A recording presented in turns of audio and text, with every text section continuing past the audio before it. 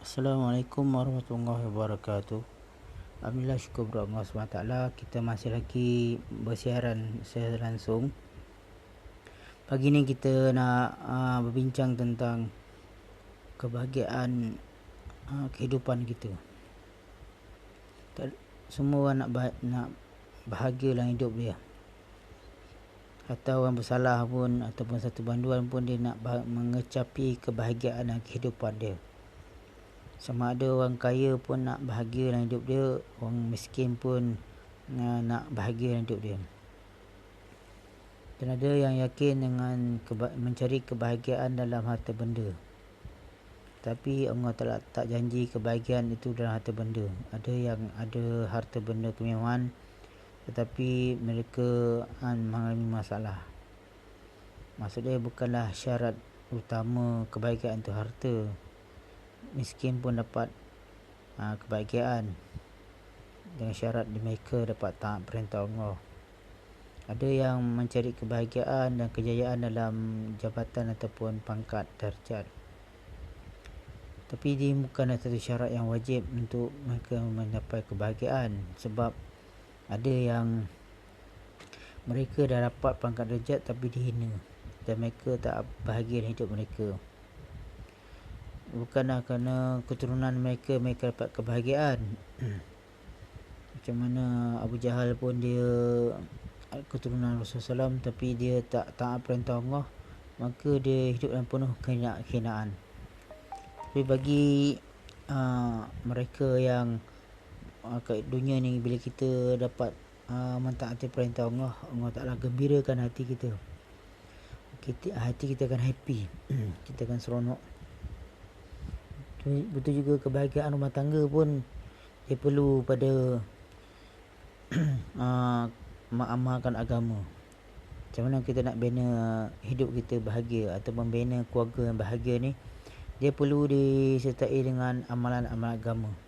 Macam mana ditunjuk oleh kehidupan Rasulullah SAW. Maka satu keluarga yang mengamalkan kehidupan yang bahagia ni, Allah SWT akan membina kehidupan keluarga kita yang bahagia, yang ceria. Contohnya apabila kita awal-awal kita bangun pagi, kita amalkan amal doa-doa bangun pagi. Pagi-pagi kita sembahyang berjemaah, kita dapat hidup bacaan hadis. Mana kat rumah tangga kita telah menghidupkan suasana baca ibadat.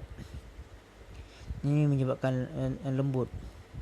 Kadang-kadang banyak kes perceraian berlaku, suami isteri mereka mengabaikan terutama ibadat solat.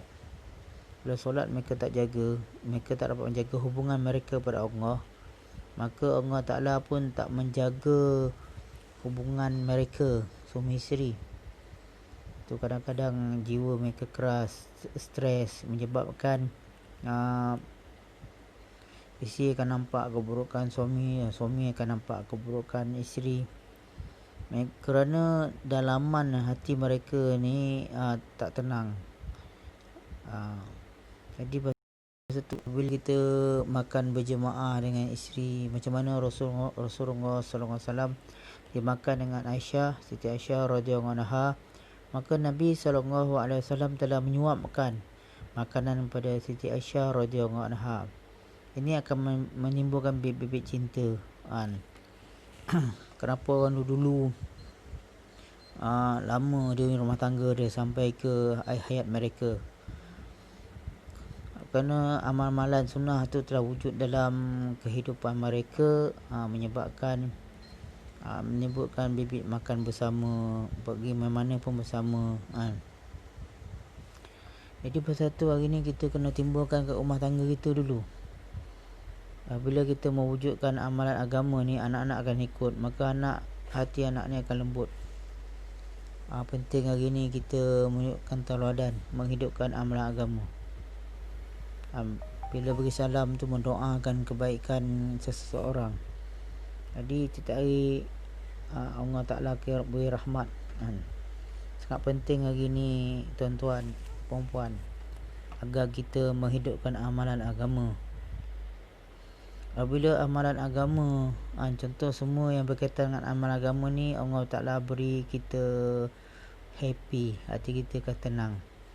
Bila kita baca Quran, hati kita akan tenang. Zikir kita pun akan tenang. Cara kita pergaulan, cara agama pun akan tenang. Sebab orang yang buat dosa dan maksiat ni, dia punya hati dia tak tenang. Contoh dia buat maksiat, dia tahu benda ni salah, maka dia cuba lawan, maka hati dia tak tenang. Allah Ta'ala tarik ketenangan jiwa dia. Jadi kalau hati tak tenang, macam mana kita nak bahagia? Betul juga kita pergaulan antara rakan-rakan kita, satu pejabat, satu ofis, satu sekolah, satu kilang. Kita menghidupkan agama, percakapan agama, nasihat tentang agama. Maka percakapan agama mengingati Allah tu menyebabkan hati kita kan tenang dan menyebabkan hati kita akan bahagia. Betul juga kita gunakan harta kita bukan untuk boros, bukan untuk maksiat. Jadi kita gunakan untuk menyukakan Allah. Kita bantu orang yang susah, Allah Ta'ala akan bantu kita. Dan bila kita usaha atas iman, maka kita rasa tenang dan bahagia. Sebab kita tahu bila hati kita hanya mengharap sepenuh pada Allah. Bila kita susah, kita tahu hanya Allah Ta'ala yang boleh bantu kita. Dan kita nampak dan faham bahawa ada jalan penyelesaian setiap masalah, ujian yang Allah Ta'ala hantar kat kita. Ujian anak sakit, kita akan tahu hanya Allah Ta'ala saja yang boleh menyembuhkan. Jadi kita ikhtiar juga pergi hospital, pergi doktor, jumpa doktor, merawat. Masa yang sama, hati kita tak pernah putus harap pada Allah SWT. Dan tanda orang yakin pada Allah Ta'ala ni bukan dia cakap, oh saya yakin, tapi dia tak pernah doa dan tak minta pada Allah, ataupun tak ada sembah hajat. Tanda orang dia yakin pada Allah Ta'ala ni bukan cakap je, tapi kita tengok kehidupannya menggambarkan dia yakin pada Allah. Daripada tu dia lepas setiap ada masalah anak, masalah kewangan, masalah kesakitan, kesusahan, kesedihan, maka dia akan sembah hajat, minta kepada Allah. Ini ditunjukkan, ditunjuk oleh cara Rasulullah SAW. Dan Rasulullah SAW telah didik sahabat-sahabat baginda SAW dengan apabila ada kesusahan, maka mintalah bantuan dengan solat. Wasta'in bis-sabri was-salah. Jadi minta pertolongan Allah Ta'ala tu sabar dan solat. Jadi kita terus tekun sabar, walaupun kita solat tu tak ada hasil, tapi kita sabar. Allah Ta'ala belum lagi kasih pertolongan, belum menyelesaikan masalah kita ni. Ada hikmah tu. Kita semayang lagi, sabar dan terus buat. Allah janji dengan solat tu yang betul lah, dapat menarik bantuan Allah. Lepas tu kita sakit ke, kita kena minta bantuan Allah Subhanahu Wa Ta'ala. Lepas tu dia kena usaha tahiman. Orang yang usaha tahiman ni, Allah Ta'ala bahagiakan hidup dia. Walaupun di sekeliling dia tak ada apa-apa, duit pun tak ada pengikut, tak ada kebendaan, duit pun tak ada. Bila ujian kesakitan, dia nampak bahawa tanpa duit pun Allah SWT boleh sembuhkan dia. Tanpa ubat pun Allah Ta'ala boleh sembuh. Ataupun dah berubat, tak jumpa ubat, dah penawar, doktor cakap tak ada penawar untuk sakit ni, tapi dia yakin bahawa Allah Ta'ala yang menciptakan penyakit ni, dan Allah Ta'ala juga yang berkuasa untuk menyembuhkannya. Jadilah hati dia memang risau, tetapi dia nampak jalan penyelesaian. Masih nampak jalan penyelesaian. Bagi mereka yang tak yakin pada Allah SWT, dia akan usaha dengan asbab dan turut asbab, ribu-ribu duit dah dia keluarkan, tetapi apa masalah dia? Masalah dia masih lagi, contoh dia rawat penyakit dia tu dah beratus ribu dolar dah dibelanjakan, tapi penyakit dia makin teruk. Maka dia stres dan tension. Dia tak ada kebahagiaan, sebab dia tak nampak siapa yang boleh bantu dia lagi. Dah berpuluh doktor, hospital dia masuk, macam ubat dia dah telan, tapi penyakit makin teruk.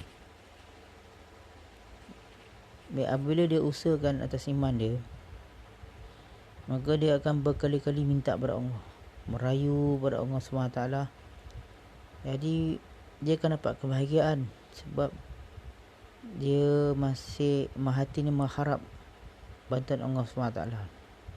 Orang yang cinta pada Allah, Allah bahagiakan dia. Macam mana kisah Bilal bin Rabah ni, kerana Islam, kerana Allah Ta'ala, dia diseksa dan dipukul dan dihimpap dan dijemur di padang pasir yang begitu panas. Kalau kita biasa pergi ke Mekah musim panas ni, kita nak pijak pasir tu macam menggelinting panas. Macam mana dia keadaan Bilal bin Rabah ni, dia dijemur, ditiarapkan di padang pasir yang panas. Tetapi bagi Bilal bin Rabah, dia rasa kebahagiaan. Sebab dia walaupun jasad dia sakit, tapi jiwa dia Allah Ta'ala kasih dia kebahagiaan. Sebab dia cinta pada Allah. Dia seksa kerana Allah, diseksa kerana agama, diseksa kerana Islam. Maka orang kafir Quraisy paksa dia untuk dia keluar dari Islam. Tapi dia, hati dia, mulut dia sebut Ahad. Dia sebut puji Allah Subhanahu Wa Ta'ala. Di situlah bila selepas kegemilangan Islam, bila ditanya apakah saat-saat yang bahagia dalam hidup dia, dia tahu yang paling bahagia apabila dia kena seksa di padang pasir. Jadi orang kalau sekarang tak faham kenapa disakiti bahagia pula. Sebab kebahagiaan tu, ketenangan tu bukan pada zahir. Ketenangan tu dalam hati. Contohlah satu orang dia naik kereta emas, kereta mewah, tapi lah hati dia jangan risau tentang keadaan anak dia. Hari ni dia buat operation dan mungkin pada jantung ke. Jadi dia risau apa keadaan anak dia tengah waktu operation pembedahan ni. Dia walaupun kereta tu dilengkapi dengan kemewahan, cushion yang empuk, aircon yang sejuk, tetapi apabila dia kerana risau yang ada dalam hati dia, menyebabkan dia tak selesa duduk dalam kereta kan. Dia pusing kanan, pusing kiri. Ini berlaku pada kawan saya. Kenapa kan dia gelisah sangat ni? Sebab dia risau pasal anak dia. Dan dia pula dah buat operation dah 3 kali lah. Dan dia rasa macam doktor cakap tak ada harapan. Apabila dalam hati dia ada Allah, maka dia akan harap pada Allah. Ini kebahagiaan. Mana kebahagiaan ni, ketenangan ni bukan pada zahir saja, bukan pada harta benda, pangkat beri kebahagiaan, tapi kebahagiaan dalam hati bila kita amal agama. Satu orang yang kawan saya berlaku perceraian. Rumah dia besar tapi dia duduk kat luar, dia rasa panas. Rumah besar, aircon pun besar. Sebab jiwa dia tak tenang. Dia lepas bercerai, dia ada jiwa dia ada kehilangan, kekosongan. Lepas tu kita sebagai orang Islam, dengan baca Al-Quran tu menyebabkan hati kita akan tenang dengan ayat-ayat Al-Quran. Allah Ta'ala akan gembirakan hati orang yang sentiasa baca Al-Quran. Kat dunia lagi bukan ganjaran, tapi dia punya kesan pada amal-amal agama. Kita akan dapat ketenangan, kebahagiaan. Sebab dalam tu ada janji-janji Allah SWT. Dalam harta benda pula ada janji Allah. Macam mana kisah Firaun, apabila ahli sihir Pak Nujum, dia taksirkan bahawa satu masa nanti ada satu pemuda yang akan menjatuhkan kerajaan dia. Maka dia tak boleh tidur. Dia akan fikir siang dan malam macam mana nak membunuh, menghapuskan Nabi Musa AS. Dan walaupun dia ada kerajaan yang besar, memerintah dunia, dia ada semua dia ada, harta benda, pangkat, derajat, semua, sampai orang ayat yang mengaku dia sebagai Tuhan. Tapi dia tak boleh tenang, dia tak boleh tidur. Dia mikirkan macam mana supaya yang jadi kata oleh Nujum ni bahawa tak boleh bermimpi dia, supaya Nabi Musa yang akan jatuh kerajaan ni dia dapat dihapuskan. Tapi Allah Ta'ala nak tunjukkan kudrat Allah. Walaupun dia perintahkan setiap bayi dibunuh. Allah Ta'ala punya perancangan lain. Maka dia kata, yang menteri beritahu kalau kita bunuh semua sekali bayi-bayi ni, siapa akan meneruskan generasi yang akan datang. Boleh terfikir, 1 tahun dia bunuh, 1 tahun tak dia bunuh. Siapa yang buat? Allah Ta'ala yang buat. Walaupun Firaun dia usaha dengan perancangan dia yang rapi, tak jumpa juga Nabi Musa AS. Allah Ta'ala hantar Nabi Musa AS ke istana dia. Apa dia boleh buat? Dia tahu inilah satu bayi, satu orang bayi yang akan menjatuhkan kerajaan. Dia tahu inilah satu bayi yang akan jatuhkan kerajaan dia. Tapi dia tak boleh buat apa-apa, sebab dia pun makhluk Allah SWT. Malah dipelihara, bukan nak bunuh. Dipelihara lah Nabi Musa AS dalam istana dia. Dia lah bayar upah ibu dia untuk menyusukan Nabi Musa AS. Jadi kebahagiaan bukan letak pada harta benda, bukan syarat. Kalau harta benda dia guna untuk sedekah, berzakat, guna dia amal agama, bantu orang, dia akan bahagia. Maksud dia bukanlah dia ada kena syarat wajib kena harta benda dia akan bahagia. Orang miskin pun boleh bahagia, orang kaya pun boleh bahagia. Orang kaya ni boleh bahagia bila dia dapat membantu orang ramai, dia sedekah, bantu ramai, pergi haji, umrah, bayar zakat. Kalau dia bantu orang, dia akan bahagia. Maksud dia, syarat dia mesti mengamalkan agama. Miskin pun kena amal agama. Kalau dia miskin, dia sentiasa mengeluh, dia tak mengharap pada Allah, dia stres, kadang dia mencuri, dia merompak, dia menanya orang lain, dia miskin.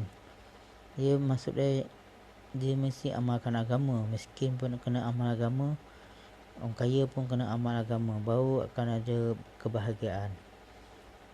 Orang tua pun dapat amal agama, orang miskin pun dapat amal agama. Kalau orang tua dia tak dapat didikan agama, tak amal agama, tinggalkan solat, dia pun cucu pun tinggalkan solat, maka cucu ni di keras hati, dia tak dapat menghormati orang tua, tak menghormati mak bapak dia, menghormati dia punya atuk dia.